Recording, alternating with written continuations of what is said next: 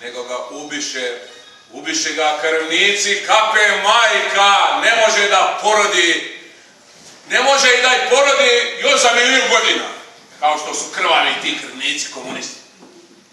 Naježim se samo kad im spomenem ime. Zato mi ovdje trebamo našu omladinu što više da dolazi i da se naša omladina napaja traženjem i ravnogorskim duhom. A vi,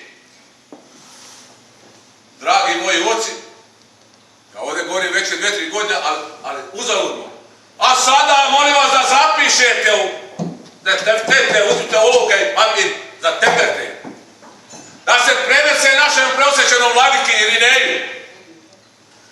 Današnji dan, ili koji dan koji se slavi ovdje, draži dan i daje se parastos, imaju svi putevi da vode iz Sidneja i ostalih mjesta za kameru. Treba se i ovoj crkvenom platformi. I ovdje se treba ovoj maloj koloniji da se pomogne, da se napojimo ovako duhom, traženim, svetosavskim i da ovako ljudski i bratski porazgovaramo, sastanemo se, ručamo i koju ovako lepu riječ kažemo. Molim vas to da prenesete vladici, drugčije neće da bude dobro. Da se zabrani sve jednoj crkveno-školskoj opštini na dan kad je parastos ovdje draži, ne smije da se spomene da se drži u drugim crkveno-školskim opštinama. Nikakvi parastosi. Imaju svi sveštenici da dođu ovdje. Stupa za našem episkopom. A vi upravnici, brate predsjedniče, i ostali koji su ovdje, imate da obavestite našega prosjeđenog 3-4 mjeseca. Da ne kažem da niste. On bi bio ovdje da nije što jeste u Americi.